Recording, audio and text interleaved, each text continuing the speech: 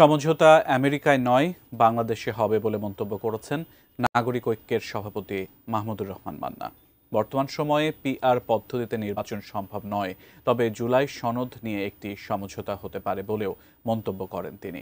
এদিকে দলগুলো ঐক্যমত্যে পৌঁছাতে না পারলে ফেব্রুয়ারি নির্বাচন বাধাগ্রস্ত হবে বলে মন্তব্য করেছেন ডিবেট ফর ডেমোক্রেসির চেয়ারম্যান হাসান আহমেদ চৌধুরী কিরণ। আজ রাজধানীর তেজগাঁও এফডিসিতে ডিবেট ফর ডেমোক্রেসির আয়োজনে এক ছায়া সংসদ বিতর্ক প্রতিযোগিতায় এ মন্তব্য করেন তাঁরা।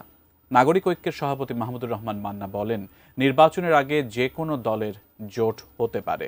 আওয়ামী লীগ গোপনে জাতীয় পার্টির সঙ্গে আঁতাত করলে জাতীয় পার্টি অন্য দলের চেয়ে অনেক বেশি ভোট পাবে বলেও মন্তব্য করেন তিনি। অভিযোগ করেন, কিছু দলকে প্রধান উপদেষ্টা ডক্টর ইউনূসের চোখে সুবিধা দিচ্ছেন। এদিকে আদর্শবিহীন রাজনীতি মানুষের ভালোবাসা অর্জন করতে না পারলে সেই দলের রাজনীতি ব্যর্থ উল্লেখ করে ডিবেট ফর ডেমোক্রেসির চেয়ারম্যান হাসান আহমেদ কিরণ।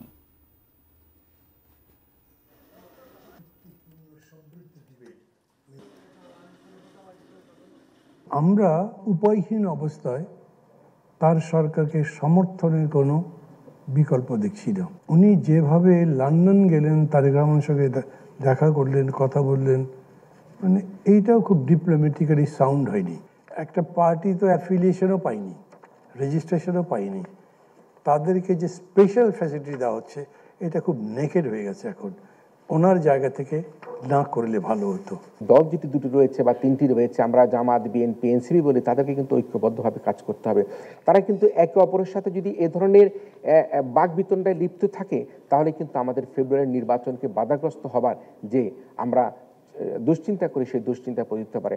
আমরা কোনোভাবে আশা করতে চাই না যে সরকার ঘোষিত বা নির্বাচন কমিশন ঘোষিত যে ফেব্রুয়ারির যে নির্বাচন, সে নির্বাচন কোনোভাবে পিছিয়ে যাক, সে নির্বাচন সুষ্ঠুভাবে হোক।